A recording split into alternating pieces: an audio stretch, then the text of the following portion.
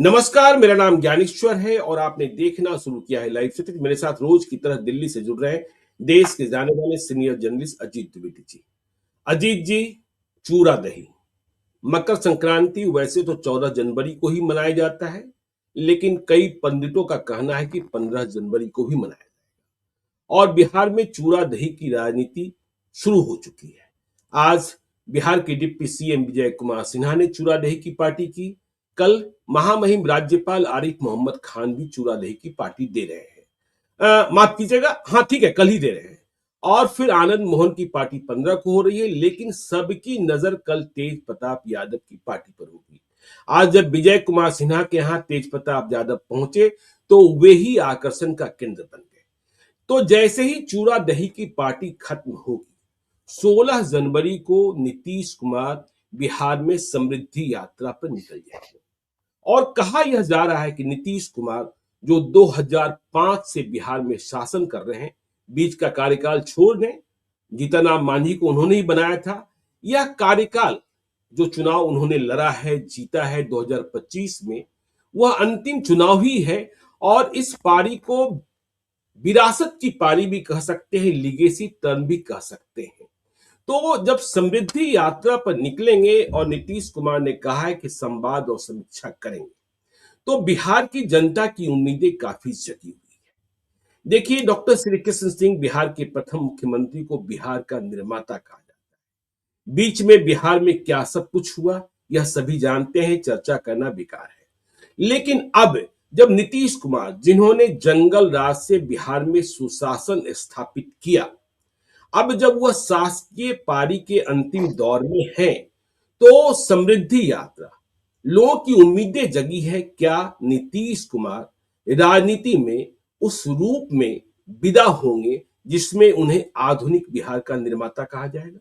सड़कें बन गई, बिजली आ गई, लेकिन बहुत कुछ काम होने हैं। बिहार को डेवलप होना है, बिजली, सड़क, पानी से आगे जाना है। और ऐसा नहीं कि समस्याएं नहीं है, बिहार में घोषणाएं बहुत होती है, लेकिन जनता इस बार उम्मीद कर रही है कि ऑर्डर नहीं, एक्शन चाहिए। जनता उम्मीद कर रही है शहरों का विस्तारीकरण चाहिए। जनता उम्मीद कर रही है पलायन रुकना चाहिए। जनता उम्मीद कर रही है रोजगार बढ़ना चाहिए। जनता उम्मीद कर रही है स्कूलों की स्थिति सुधरनी चाहिए, संवरनी चाहिए। जनता उम्मीद कर रही है पेपर लीक बंद होना चाहिए। जनता उम्मीद कर रही है विश्वविद्यालयों में सत्र का नियमितीकरण होना चाहिए। मैं इधर के दिनों में जहां कहीं जा रहा हूं, लोग इस बात का रोना रोते हैं कि इस टर्म की परीक्षाएं नहीं हुई है। तो नीतीश कुमार, देखिए, अब शासकीय पारी के अंतिम दौर में है। आगे क्या होगा, राजनीतिक परिस्थितियां क्या उत्पन्न होगी, उनकी सेहत को लेकर भी सवाल उठते ही रहते हैं कि कभी कभी चीजों को भूल जाते हैं। तो नीतीश कुमार यह जरूर दिखाएंगे कि मेरी पकड़ अभी मजबूत है, मैं फिट हूं। लेकिन बिहार की समस्याओं का समाधान, ऑर्डर नहीं एक्शन, शराबबंदी की समीक्षा, यह भी बिहार चाहता है। तो अजीत जी, आगे आपकी टिप्पणी नीतीश कुमार की समृद्धि यात्रा और नीतीश कुमार की यह जो पॉलिटिकल लीगेसी है, और भविष्य के लिए नीतीश कुमार ऐसी अमिट छाप छोड़े। भारत रत्न की मांग बीच में उठी ही है, चल ही रही है। कई पार्टियों के नेताओं ने समर्थन कर दिया है, एनडीए के नेताओं ने। तो नीतीश कुमार की समृद्धि यात्रा से बिहार की क्या उम्मीदें हैं, बिहार की जरूरतें क्या हैं, आज बिहार के मुद्दों की पड़ताल हम लोग इस चर्चा में करते हैं। देखिए ज्ञानेश्वर जी, आपने बहुत बड़ा विषय उठा लिया है। ये राजनीति से थोड़ा इतर विषय है, बिल्कुल लेकिन बिल्कुल। बड़ा है और जरूरी विषय है, इसलिए हम्म, क्योंकि नीतीश कुमार राजनीतिक रूप से बहुत सफल रहे। मतलब हम्म, इतने सफल रहे कि उनकी तुलना इस देश के गिने चुने 2 4 5 नेताओं से की जा सकती है, जिन्होंने इतनी बड़ी सफलता अर्जित की। अपने दम हम्म, पर ऐसी सफलता अर्जित की, कोई एक दल बनाना, उस दल के साथ अकेले नेता नेतृत्व करते हुए इतनी बड़ी सफलता हासिल करना, ये मामूली बात नहीं है। देखिए, नरेंद्र मोदी भी लंबे समय मुख्यमंत्री रहे, प्रधानमंत्री रहे, लेकिन उनके पीछे भारतीय जनता पार्टी का बल है, राष्ट्रीय स्वयंसेवक संघ का बल है। ज्योति बसु बहुत लंबे समय तक मुख्यमंत्री रहे, तो कम्युनिस्ट पार्टियों का एक मोर्चा था, उसका बल था। तो ऐसे कम नेता हुए जो अपने निजी तौर पर जिन्होंने पार्टी बनाई और इतनी लंबी राजनीति की, इतनी लंबी राजनीतिक पारी खेली। राजनीतिक सफलता असंदिग्ध है उनकी। वो जी। लोकसभा चुनाव में भी जीते हारे, लेकिन हार बहुत कम है उनके खाते में, जीत ज्यादा है। शुरू की हारों को छोड़ दें उनकी, तो राजनीतिक रूप से बहुत सफल, लंबी और सफल पारी नीतीश कुमार की रही है। अब उस सफलता, उस राजनीतिक सफलता का बिहार के लोगों को क्या हासिल हुआ, उसकी समीक्षा का समय आ रहा है। उसकी समीक्षा का दौर, हम लोग उस दौर में आ गए हैं कि उसकी समीक्षा करें। बिल्कुल। अब उसको, बिहार के लोगों को क्या हासिल हुआ, प्रशासन एक अच्छे शासक के तौर पर, नेता, एक मुख्यमंत्री के तौर पर कितने सफल हुए नीतीश कुमार, इसके आकलन के दो तरीके हैं, दो पैमाने हैं ज्ञानेश्वर जी। एक पैमाना है कि उनकी तुलना आप लालू यादव से कर दें या बिल्कुल। राबड़ी देवी से कर दें। एक पैमाना तो यह है कि आप 15 साल 1990 से 2005 तक के शासन की तुलना 2005 से 2025 तक के शासन से करें और साबित कर दें कि भाई बहुत ही सफल रहा। इसमें कोई संदेह नहीं है कि उस पैमाने पर अगर देखें, वो पैमाना हो तुलना का, तो उस तुलना के उस पैमाने पर आपको 10 में 10 अंक देंगे आप नीतीश कुमार, कि वो बहुत सफल रहे। लालू यादव और राबड़ी देवी के राज के मुकाबले उनका राज 100% कामयाब, बहुत सफल रहा। लेकिन वो पैमाना नहीं है। दूसरा पैमाना जब बिल्कुल। आप ले आएंगे, जो राष्ट्रीय स्तर का पैमाना है या देश के दूसरे राज्यों के मुख्यमंत्रियों का पैमाना जब आप बनाएंगे और उससे तुलना करेंगे, तो फिर लगेगा कि अभी तो बहुत पीछे रह गया बिहार, अभी तो बिहार को बहुत तरक्की करनी थी। तो बिल्कुल। ये वो, हम लोग अब इस तुलना पर आएंगे। देखिए, वो जी। फेज निकल गया, वो दौर निकल गया कि आप लालू यादव और राबड़ी देवी के राज से उनकी तुलना करें, तो वो दौर तो अब निकल गया। अब ये बिल्कुल। तुलना होनी है कि देश के जो दूसरे सफल मुख्यमंत्री हुए, जो नीतीश कुमार की तरह ही समाजवादी धारा से आए थे, जी। उसमें सबसे पहला नाम चंद्रबाबू नायडू का लिया जाएगा। वो भी उसी लीगेसी से आए हैं, जिस लीगेसी, जिस समाजवादी धारा से आते हैं। वो एनटी रामाराव की राजनीति आगे बढ़ा रहे हैं, जो नीतीश कुमार और इनके पहले के जो नेता थे समाजवाद के, उनके साथ ही राजनीति करते थे वो भी। बिल्कुल। दूसरी तुलना नवीन पटनायक से होगी, वो भी इसी समाजवादी धारा से आ रहे हैं, जनता दल के ही नेता वो भी रहे। उन्होंने बीजू जनता दल बना लिया, इन्होंने अपना जनता दल यूनाइटेड किया। तो इन नेताओं से तुलना होगी। क्या इन नेताओं ने अपने राज्य के लिए जो किया, या जिस तरह की दृष्टि से अपने यहाँ विकास किया, क्या उस तरह का विकास बिहार में हुआ है? अब ये तुलना का समय है। हम लोग उनकी समृद्धि यात्रा, अब बार बार यात्राओं के नाम उनके ऐसे ही रखे जाते हैं, प्रगति यात्रा, जी। समृद्धि यात्रा। तो अब ये समृद्धि का मतलब क्या, बिहार में कोई किस तरह की समृद्धि दिख रही है? बिल्कुल। बिहार की समृद्धि जो है वो किस रूप में दिख रही है? सड़कों का जाल बिछ गया, उससे समृद्धि है? भाई, सड़कें क्या कर रही हैं हमारे यहाँ? सड़कों पर क्या हो रहा है? बिल्कुल। आप, आप इतिहास पढ़िए, आपने पढ़ी होगी। तो रोम की सभ्यता का हम लोग जिक्र इसलिए करते हैं कि वहां सड़कें बनी होती थी, या सिंधु घाटी सभ्यता की भी बात हम लोग करें तो सड़कें थी। एक सड़क जो दूसरे को 90 डिग्री के कोण पर काटती थी, अच्छी अच्छी सड़कें, शेरशाह सूरी ने सड़कें बनाई। तो उन सड़कों का मकसद होता था इंडस्ट्रियल, मतलब उद्योग को बढ़ावा देना, व्यापार को बढ़ावा देना, आमदनी कमाई को बढ़ावा देना। बिहार में जब सड़क की बात होती है तो हर व्यक्ति के मुंह से आपने यही सुना होगा कि 4 घंटे में बिहार के किसी भी कोने में पहुंच जाते हैं। मतलब आवागमन का ही साधन है, 14 करोड़ की आबादी के आवागमन का साधन है। उद्योग क्या विकसित हुए उन सड़कों की वजह से? क्या कोई उद्योग विकसित हुआ? कोई माल ढुलाई बढ़ी? हमारे यहाँ 2 ही काम हो रहे हैं सड़कों से, कि माल पहुंच रहा है लोगों के घरों में, रोजमर्रा के जीवन की जो आटा दाल चावल इस तरह की जो चीजें होती है वो पहुंच रही हैं और लोग आ जा रहे हैं। जबकि सड़क, जो आपने जब इंफ्रास्ट्रक्चर डेवलप किया है, सड़क बना दिया है, रेल लाइन का दोहरीकरण हो गया है, आपने बिजली पहुंचा दी है, आपने हवाई अड्डे विकसित कर दिए हैं, तो कायदे से वहां उद्योग विकसित होने चाहिए थे। वो ट्रेनें जो वहां से निकलती हैं, वो सड़कें जो बिहार से गुजरती हैं, वो सड़कें सिर्फ मजदूरों को ढो करके दूसरे राज्य में पहुंचाने के लिए नहीं होनी चाहिए। वो सड़क समृद्धि लाने का माध्यम बनना चाहिए। उन सड़कों से बिहार में समृद्धि आनी चाहिए थी, उन हवाई अड्डों से समृद्धि आनी चाहिए, उन रेलवे स्टेशनों से समृद्धि आनी चाहिए है बिहार में। बिजली से समृद्धि का करंट दौड़ना चाहिए, सिर्फ बल्ब नहीं जलने चाहिए हैं। तो ये अब इस हम लोग इस स्थिति में हैं कि अब नीतीश कुमार का आकलन, उनके कार्यकाल का आकलन, उनके अगले 5 साल के का जो कार्यकाल होगा उसका आकलन हम लोग इस आधार पर करें। बिल्कुल। अब हम फिर आपको एक जो पहले भी हम लोग चर्चा कर चुके हैं, जो कहा था संजय झा ने कि हमने लॉन्च पैड तैयार किया। चलिए मान लेते हैं बहुत लंबा समय लिया आपने लॉन्च पैड तैयार करने में, वो 5 साल 10 साल में हो चुका होता। 2010 में लिटरली बहुत सारी चीजें नीतीश कुमार ठीक कर चुके थे, सड़कें ठीक हो गई थी, कानून व्यवस्था ठीक हो गई थी 2010 तक। लेकिन आपने उसके बाद 10-15 साल और लगा दिए लॉन्च पैड के। अब उस लॉन्च पैड के आधार पर आप क्या तरक्की ले आने वाले हैं, क्या समृद्धि बिहार में ले आने वाले हैं, हर व्यक्ति की नजर इस पर रहेगी और उससे आकलन होगा नीतीश कुमार के पूरे कार्यकाल का।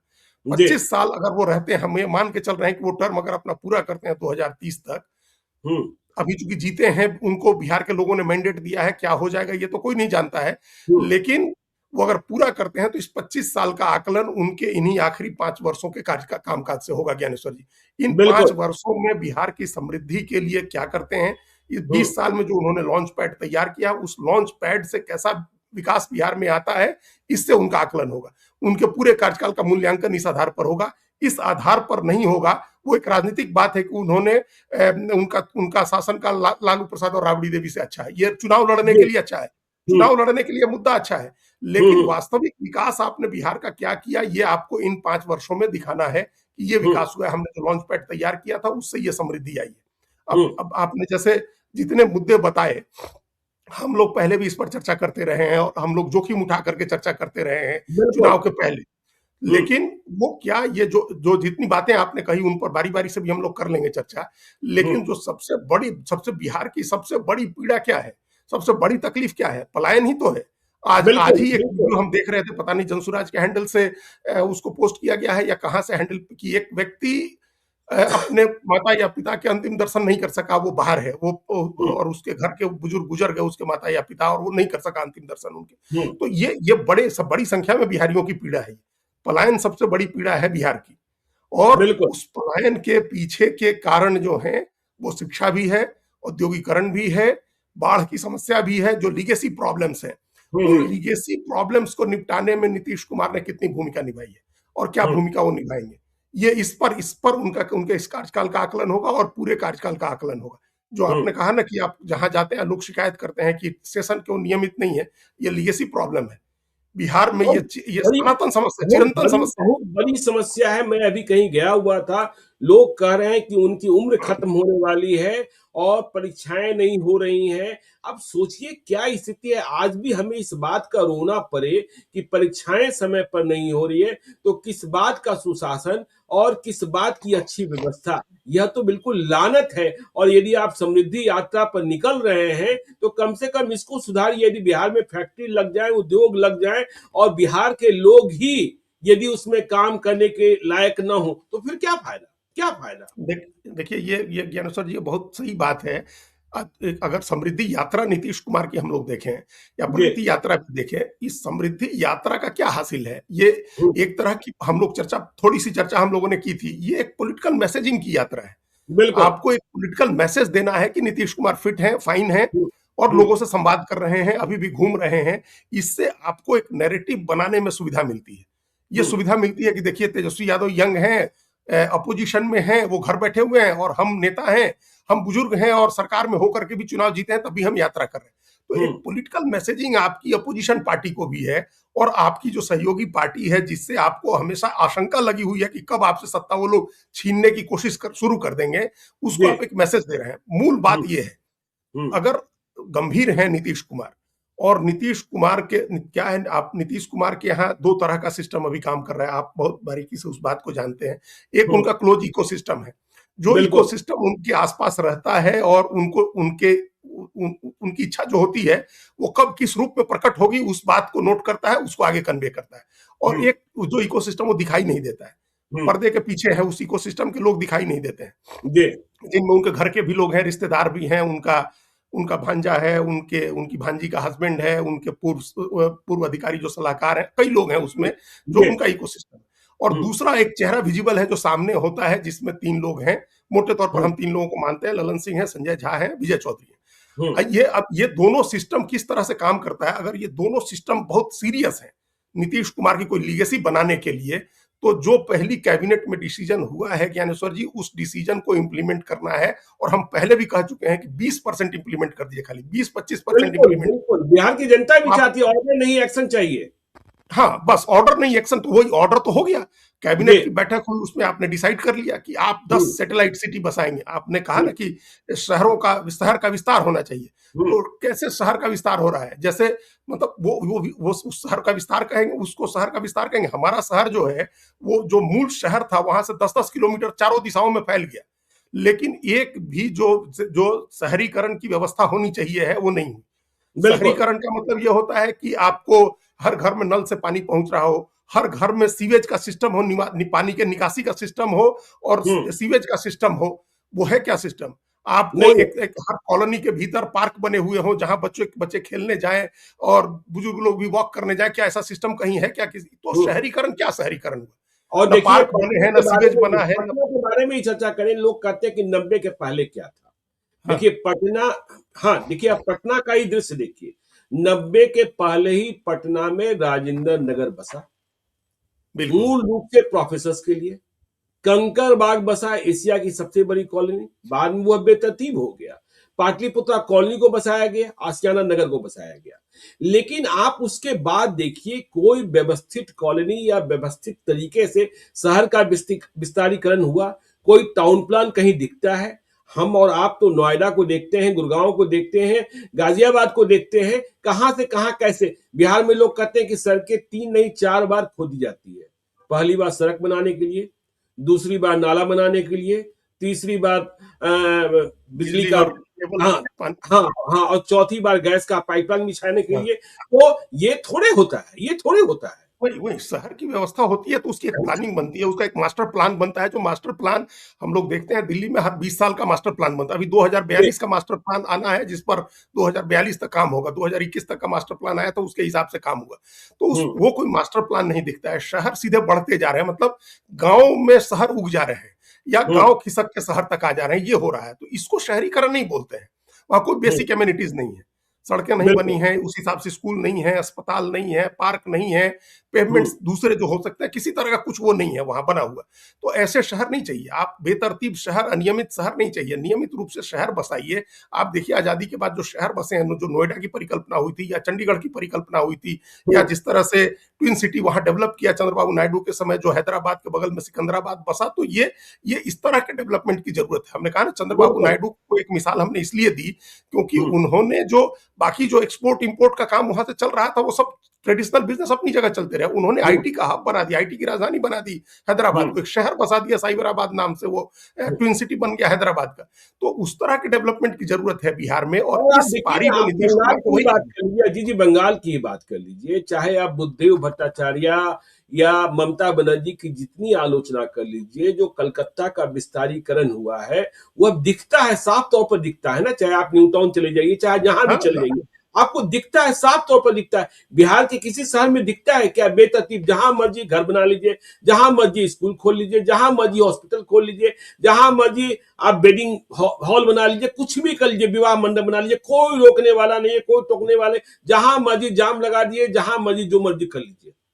हाँ, तो वही बेतरतीब विकास है। तो हम लोग बात वहां से आई कि 10 सैटेलाइट शहर बनाने, एक बड़ा डिसीजन हुआ है कैबिनेट की बैठक में, तो आप बनाइए, उसके लिए प्लानिंग करिए। कहाँ है प्लानिंग? कैबिनेट के पहले डिसीजन, पहली बैठक के बाद क्या उस बारे में कोई प्रगति हुई है, उसकी कोई समीक्षा हुई है कि उसका कोई प्लानिंग बन रही है, किसी को आपने हायर किया है प्लानिंग करने के लिए? ये दिखना चाहिए, ये होना चाहिए। बिल्कुल। आपने कहा कि आप सेमीकंडक्टर का हब बनाएंगे, तो हम्म, सेमीकंडक्टर हब बनाने के लिए कोई प्रगति हुई क्या? किसी तरह का बिल्कुल। कोई स्टेप लिया गया क्या? अब आप क्या हम्म, आपने सोच लिया, आपने कैबिनेट की बैठक में कह दिया कि सेमीकंडक्टर हब बनाएंगे, तो अब आप क्या सोचते हैं कि 25 साल में बनेगा हम्म, या 20 साल में बनेगा? भाई आपने जो बिल्कुल, डिसीजन लिया तो तुरंत अमल होना बिल्कुल। चाहिए, शुरू होना चाहिए ना उस पर। चुनाव के तो पहले सेमी हड़बड़ हड़बड़ करके आपने पटना मेट्रो की शुरुआत करा दी 2 स्टेशन में। हाँ, आगे कौन सा स्टेशन खुलेगा, कब खुलेगा, कोई बता रहा है क्या? वही वही चुनाव हो गया तो आप भूल गए। चुनाव हो गया तो वो सारे मुद्दे खत्म हो गए कि चुनाव हो गया। हम्म, अब तो क्या है, फिर 5 साल के बाद जब चुनाव आएगा तो देखते हैं, तब तक ऐसे खरामा खरामा मंथर गति से चलता रहे काम, अपना जो होना है वो चलता है, लोगों की अपनी हम्म, किस्मत जैसी है वैसी होती रहे। तो ये नहीं, अभी इस टर्म में कम से कम हम लोग ये एक्सपेक्ट नहीं कर सकते हैं। जिस तरह का मैंडेट लोगों ने नीतीश कुमार को दिया है, वो बड़ी उम्मीदों का मैंडेट है वो। और उस मैंडेट का सम्मान ये होगा कि आप बिहार को, आपने कहा था कि ये लॉन्च पैड है, इस हम्म, लॉन्च पैड से हम बड़ी छलांग लगाएंगे। तो उस बड़ी हम्म, छलांग की, बिग लीप की जरूरत है, एक बड़ी छलांग की जरूरत है बिहार को। सेमीकंडक्टर का हब आपने कहा, आईटी हब, आईटी सिटी बनाने की आपने बात कही, शहरों के नए शहर बसाने की आपने बात कही, इन पर अमल शुरू होना चाहिए। 1 लाख करोड़ हम लोगों ने चर्चा की ना, कि कहा गया उस समय घोषणा पत्र में कि 1 लाख करोड़ इंडस्ट्रियल, उसके लिए एग्रो बेस्ड इंडस्ट्री के लिए और इंडस्ट्रियल डेवलपमेंट के लिए खर्च करेंगे। तो वो खर्च होना चाहिए, वो कहाँ से हम्म, आएगा पैसा, उसकी प्लानिंग होनी चाहिए है। और वो हम्म, अब बजट आने वाला है, इस बजट में क्या घोषणाएं होंगी, उन पर कब तक अमल होगा, एक टाइम बाउंड प्लान देना चाहिए है नीतीश कुमार को। अब ठीक है, समृद्धि यात्रा आप करिए, हम लोग जानते हैं कि ऐसी यात्राओं में वो जो मैसेजिंग उनकी है, पॉलिटिकल मैसेज हो जाएगा। उनके लिए अच्छा होगा, राजनीतिक दल के नाते जेडीयू के लिए भी अच्छा होगा, नीतीश कुमार के लिए भी अच्छा होगा। एक सुस्ती जो है, जो हम पहले कह रहे थे कि एक सुस्ती, एक जड़ता दिख रही है सरकार के कामकाज में, उसमें गतिशीलता दिखने लगेगी। आप ब्यूरोक्रेसी के साथ आपका कुछ काम जो मुख्यमंत्री के दौरे से होने होते हैं वो हो जाएंगे, लेकिन वो सब कॉस्मेटिक काम होते हैं। बिहार को एक ठोस और धरातल पर एक बड़े काम की जरूरत है। तो एक बिल्कुल। एक करके आप काम शुरू करिए। 5 साल के लिए अगर सिर्फ नीतीश कुमार की सरकार 5 टारगेट फिक्स कर दे कि ये 5 हमारा जो लीगेसी प्रॉब्लम है, इन 5 लीगेसी प्रॉब्लम्स को हम समाधान कर देंगे इन 5 वर्षों में। और सबसे पहले आप कहीं से शुरुआत, हम लोग शहरीकरण की चर्चा की, उसी से शुरू कर सकते हैं।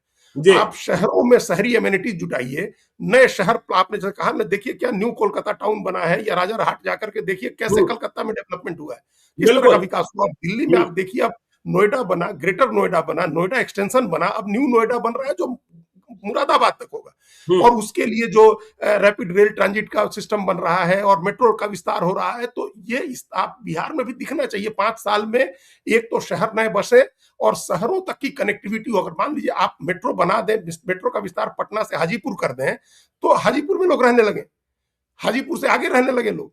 शहर तो बिल्कुल, ऐसे बढ़ते हैं ना, आप बिल्कुल। खाली आप वो तो मैं ट्रांसपोर्टेशन। बार-बार कहता हूँ ना अजीत जी कि देखिए आप कहते हैं पटना का विस्तार बिहटा तक हो गया, फतुहा तक हो हाँ, गया, मसौढ़ी तक हो गया, सोनपुर तक हो गया, लेकिन 3000 रुपए कमाने के लिए पटना ही आना है, 30,000 रुपए हाँ, कमाने के लिए पटना ही आना है, डॉक्टर से दिखाने बिल्कुल। पटना ही आना है, हाँ, बच्चा को पढ़ाने पटना ही आना है। और देखिए अफसरशाही पर लगाम, देखिए नीतीश कुमार को यह काम इस पीरियड में कर लेना चाहिए। और जैसे ही सरकार बनी किस तरीके की अफसरशाही है वह तो विजय कुमार सिन्हा ने प्रकट कर ही दिया ना, जिलों की यात्रा करके। और सोचिए ना, आज मैं आ रहा था तो मुझे एक व्यक्ति ने फोन किया। देखिए अजीत जी, मुझे दिल्ली के बारे में जानकारी है, मुझे उत्तर प्रदेश के बारे में जानकारी है कि यदि आपकी गाड़ी का चालान कट गया तो उसकी कोई सुनवाई है। हाँ, बिहार में कोई बताइए। सुनवाई नहीं है। मुझे एक भाई साहब ने फोन किया कि उनकी गाड़ी का नंबर 9999 है और गया में 9990 नंबर की गाड़ी पर चालान कटा और यह इनकी गाड़ी पर चढ़ गया, 500 रुपए का चालान। अब यह अपनी गाड़ी का पॉल्यूशन सर्टिफिकेट नहीं बनवा पा रहे हैं क्योंकि इनके नाम से एक चालान पहले से कटा हाँ, हुआ है जो गलत हाँ, कटा हुआ है। अब इसकी सुनवाई कहां होगी, इसका परिमार्जन कैसे होगा, कोई नहीं जानता, भगवान मालिक है। बताइए। और यहाँ तो सुनवाई भी है, आप ऑनलाइन आप कर सकते हैं, या लोक अदालत लगती है और आप जा करके वहां अपना खत्म करा लीजिए मामला। यहाँ तो आपने साल कह भर में दिया एक कि बार लोक गलत है। अदालत लगती है, उसमें भी क्या हाँ, होता है पता नहीं होता है। यहाँ तो कोई सुनवाई है ही नहीं, यहाँ आप उसको चैलेंज भी नहीं कर सकते। यदि फाइन लगा दिया, सिपाही ने गुस्से में भी फाइन लगा दिया, तो आपको जमा करना नहीं, तो आपका ये नहीं बनेगा, आपको वो नहीं बनेगा। बिल्कुल। तो वो एक अफसरशाही की समस्या पर तो अभी विजय सिन्हा जो कर रहे थे।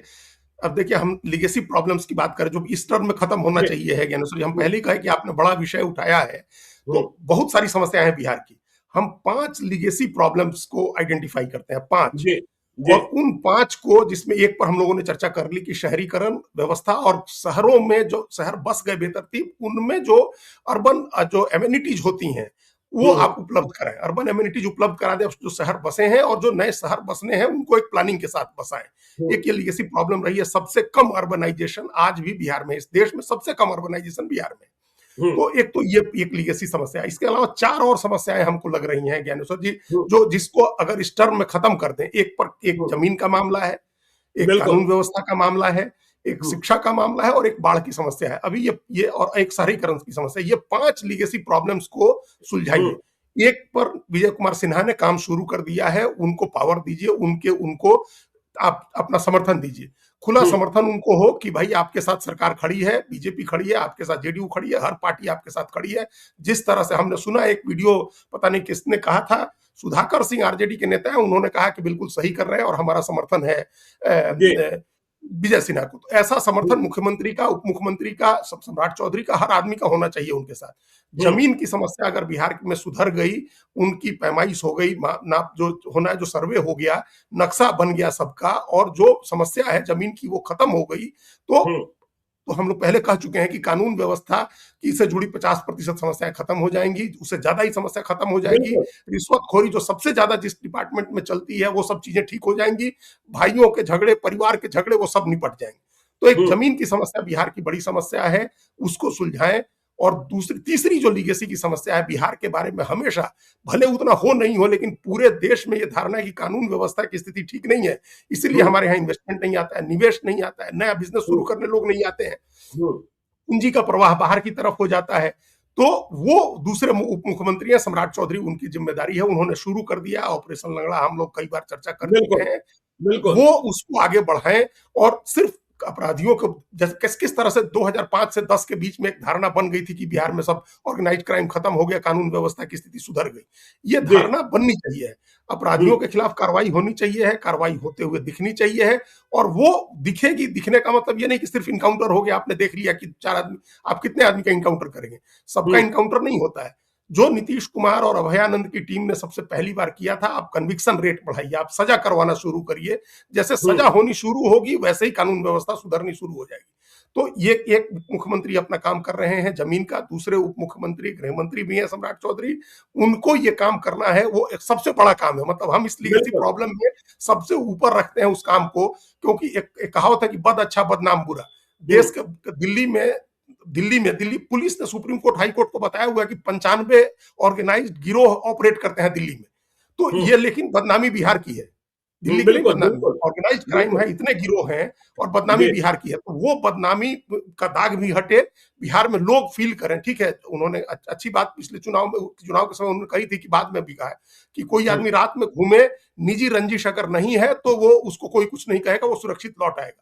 हम्म, फिर भी इसके बावजूद जो क्राइम होता है और जो धारणा बिहार के बारे में है उसको बदलना चाहिए। ये तीसरी लीगेसी की प्रॉब्लम है, एक शहरीकरण, दूसरा हम्म, जमीन, तीसरा कानून व्यवस्था। अब बिल्कुल, दो और समस्या है, दो और हम्म, लीगेसी की समस्या है, एक शिक्षा की समस्या है। और हम हम्म, बार बार इस बात को कहते रहे हैं कि अगर शिक्षा की व्यवस्था बिहार में सुधर जाए तो 10 साल लगेंगे, 20 साल लगेंगे, बिहार फिर टॉप पर आ जाएगा। क्योंकि आगे जो है वो इकोनॉमी, अभी भी इकोनॉमी नॉलेज बेस्ड है, अभी भी नॉलेज बिल्कुल, बेस्ड इकोनॉमी है, ज्ञान आधारित हम्म, इकोनॉमी है। बड़ी बड़ी हम्म, दुनिया में बड़े अमीर लोग हैं, कोई कोई प्रोडक्ट नहीं बना रहे हैं, कोई फैक्ट्री नहीं हम्म, लगा रखी है उन्होंने, मार्क जकरबर्ग ने कोई फैक्ट्री नहीं लगा रखी है, हम्म, जेफ बिजोस ने कोई फैक्ट्री नहीं लगा रखी है। जी, इसमें सिर्फ अपना एक आइडिया की कमाई वो खा रहे हैं, पूरी दुनिया आइडिया की कमाई खा रहे हैं वो लोग। हम्म, और जो फैक्ट्री भी लगी है, आप एनवीडिया सबसे बड़ी कंपनी होगी, सबसे मूल्यवान कंपनी होगी, एनवीडिया सेमीकंडक्टर बनाती है, दुनिया की हम्म, सबसे मूल्यवान कंपनी होगी, जिसने एप्पल को टक्कर दिया। तो वो क्या, उसके लिए कोई थोड़ा रॉ मटेरियल चाहिए है, उसके लिए आप सेमीकंडक्टर के लिए ब्रेन चाहिए, जो बिहार में है वो ब्रेन हम्म, ड्रेन हो रहा है हमारे यहाँ, दूसरी जगह जाकर के काम कर रहे हैं। हम नहीं कह रहे कि पहले दिन से ये हो जाएगा, अगर आप हम्म, शिक्षा की व्यवस्था सुधार कर दें। हम अभी एक दिन एक शायद कहा भी होगा हमने, अभी एक बड़े राइटर है अमिताभ घोष, हम उनको पढ़ हम्म, रहे थे, उन्होंने अमिताभ जी, घोष जी, ने कहा कि हम्म, एक समय जब दिल्ली यूनिवर्सिटी से 1978 में निकल के वो ऑक्सफोर्ड पढ़ने गए थे, तो उसके बारे में उन्होंने तुलना करते हुए कहा कि दिल्ली यूनिवर्सिटी का इंटेलेक्चुअल माहौल ऑक्सफोर्ड से बेटर था 78 में। और बिल्कुल, ये बिल्कुल, हमारा दावा है कि 78 80s तक पटना में, पटना साइंस कॉलेज का, पटना यूनिवर्सिटी का, पटना विमेंस कॉलेज का इंटेलेक्चुअल लेवल दिल्ली यूनिवर्सिटी से कमजोर नहीं था। जी, लेकिन आज क्या है बिहार में, आज कुछ नहीं है, कोई यूनिवर्सिटी किसी टक्कर की नहीं है, कोई कॉलेज किसी टक्कर का नहीं है। हम्म, एएन कॉलेज हो, बीएन कॉलेज हो, मगध महिला कॉलेज हो, पटना विमेंस कॉलेज हो, पटना साइंस साइंस कॉलेज हो, क्या कॉलेज है।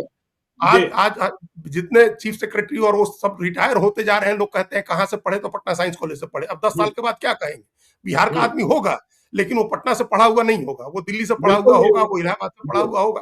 तो हम्म, शिक्षा की व्यवस्था आज स्कूली स्तर से आप सुधारना शुरू करें, कॉलेज में सुधारना शुरू करें, पेपर लीक बंद कराएं, हम्म, सेशन नियमित करें, ये तमाम शिक्षकों की बहाली करें, शिक्षकों की अच्छी ट्रेनिंग हो, ये तमाम चीजें अगर कर दें तो कोचिंग का पैसा बाहर नहीं जाएगा। जो बड़ा पैसा जाता है, रेमिटेंसेज हम्म, हमारे यहाँ आते हैं, लोग कहते हैं कि हम रेमिटेंसेज बेस्ड इकोनॉमी है, बाहर से पैसा आता है तो बिहार की इकोनॉमी चलती है। तो बिहार से बाहर पैसा कितना जाता है ये भी तो देखिए, पढ़ाई में कितना रुपया बिहार के लोग खर्च कर रहे हैं, बिल्कुल, बच्चों की पढ़ाई में बिल्कुल, बाहर, इलाज के हम्म, लिए बाहर जाकर के कितना खर्च कर रहे हैं। तो ये हम्म, अगर शिक्षा की व्यवस्था सुधरे, लॉन्ग टर्म में सारी चीजें ठीक हो जाएंगी। और पांचवा लीगेसी प्रॉब्लम है बाढ़ का। जी, बिहार बाढ़ के की वजह से इतना परेशान रहा, इसकी वजह से बड़ी संख्या में लोगों को मजदूरी करने के लिए बाहर जाना पड़ा। बाढ़ की वजह से उस हम्म, घर उजड़ जाते हैं, खेती लगाई हुई खेती खत्म हो जाती है, तो कितने दिन लोग उस बाढ़ को झेल सकते हैं। अभी हम्म, इस बार के बजट में, भारत सरकार के बजट में कोसी कैनाल के लिए 10,000 करोड़ रुपए का प्रोविजन किया गया। उस प्रोविजन किया गया, अब उस बजट के भी 1 साल हो गए। बिल्कुल, पिछले साल फरवरी में ही तो बजट आया था, 1 फरवरी को, अभी 1 फरवरी को हम्म, फिर बजट आने की, उस पैसा में क्या आया, कुछ पैसा आया, खर्च हुआ हम्म, है। हम नहीं कह रहे कि नहीं हुआ, क्योंकि हमको जानकारी नहीं है, लेकिन अगर कुछ हुआ होता तो वो खबर आती कि जी। कोसी कनाल के लिए जो 10,000 करोड़ रुपए का प्रोविजन किया गया था, उसमें से कुछ खर्च होना शुरू हुआ या नहीं हुआ? उसकी कोई प्लानिंग हुँ, आई कि नहीं है? नहीं आई है हुँ। प्लानिंग। तो आप बिल्कुल। क्यों नहीं आ रही है? आप ले आइए उसको खर्च के, बाढ़ को रोकने का देखिए कुछ चीज़ें तो हमारे हाथ में नहीं है, नेपाल की तरफ से पानी आता है, लेकिन हुँ, नेपाल से इसके बारे में बात करें, नदियों की सफाई करवाएँ, गाद निकालें, जो नहर हैं, हमारे यहाँ नहर, बड़ी नहर भी एक है, जिसको हम लोग बम नहर जी। बोलते थे, हुँ, छोटी नहर है, सब में पेड़ उगाए हैं, घास उगाए हैं, पेड़ उगाए हैं, आप उनकी सफाई क्यों नहीं करवा सकते हैं? ये बिल्कुल। कौन-सा ऐसी बड़ी, आप उनकी सफाई करवाइए, उसमें से मिट्टी निकालिए, उसका गाद निकलवाइए, नदी और नहर का तल बड़ा करवाइए, गहरा करवाइए ताकि पानी रुके उसमें, बरसात का पानी रुके। बारिश भी हुँ, होती है, खूब बारिश होती है, इतनी अच्छी फसल होती है, 3 फसल बिहार में होती है। आप बाढ़ की समस्या को अगर रोक दिया जाए, सिंचित जमीन का इलाका बढ़ा दिया जाए, तो एग्रीकल्चर में ही लोगों को जो समस्याएँ होती हैं वो नहीं होंगी, उनकी आमदनी हुँ, बढ़ेगी, उस पर फिर बेस्ड इकोनॉमी बढ़ेगी, अब समृद्धि हुँ, आएगी। तो हुँ। समृद्धि ऐसे आएगी, यात्रा से समृद्धि नहीं आएगी। बिल्कुल। समृद्धि ठीक है, यात्रा का नाम आपने समृद्धि रखा है। समृद्धि यात्रा से नहीं आएगी, समृद्धि आपने जो इंफ्रास्ट्रक्चर डेवलप किए हैं, उस इंफ्रास्ट्रक्चर पर बेस्ड इकोनॉमी लगे, उस इंफ्रास्ट्रक्चर पर बेस्ड उद्यम लगे, उस पर बेस्ड व्यापार शुरू हो, तो समृद्धि आएगी। उन सड़कों से, हम फिर कह रहे हैं, उन सड़कों से समृद्धि आनी चाहिए, हवाई अड्डे से समृद्धि आनी चाहिए, रेल लाइनों से आनी चाहिए है, उस तरह से समृद्धि आएगी। ये 5 लीगेसी प्रॉब्लम है, और भी लीगेसी प्रॉब्लम्स हैं, लेकिन हमने 5 बिल्कुल। आइडेंटिफाई किया। 5 साल का समय है, अगर इन 5 को दूर कर दें 5 वर्षों में, फिर हमेशा के लिए नीतीश कुमार याद किए जाएंगे। आज तक तुर्की के मुस्तफा कमाल पाशा को लोग याद करते हैं, हुँ, नीतीश कुमार, नेहरू को याद करते हैं लोग, श्री बाबू को याद करते हैं लोग, नीतीश कुमार, इतिहास जब तक लिखा जाएगा तब तक याद किए जाएंगे, अगर इन 5 वर्षों में ये 5 समस्याएं दूर करते हैं। तो चलिए देखिए आज हम लोगों ने तेजस्वी यादव से सवाल नहीं पूछे। तेजस्वी यादव को यह नहीं कहा कि आपको क्या करना है, क्या नहीं करना है। देखिए आज हम लोगों ने नीतीश कुमार से कहा कि आप समृद्धि यात्रा पर निकल रहे हैं, लेकिन समृद्धि यात्रा सिर्फ निकलने से नहीं संपन्न होगा। समृद्धि तब होगी जब आप बिहार की जो मूल समस्याएं हैं उस पर ध्यान देंगे और ऑर्डर नहीं एक्शन होगा। तो उम्मीद करते हैं हमारे कार्यक्रम को सुनते हैं, शासक और राजनेता सभी सुनते हैं कि कुछ ना कुछ तो हल निकलेगा और बिहार की स्थिति संभलेगी। इसी सोच के साथ आज हम आप सबसे विदा कर लेते हैं। तो आप देखते रहिए लाइव सीरीज को। यदि अब तक आपने हमारे यूट्यूब चैनल लाइव सीरीज को सब्सक्राइब नहीं किया है तो जरूर कर लीजिएगा, और यदि इस वीडियो को आप फेसबुक पेज के माध्यम से पेज को लाइक कीजिएगा, हैंडल एक्स पर भी हमें फॉलो कीजिए। धन्यवाद।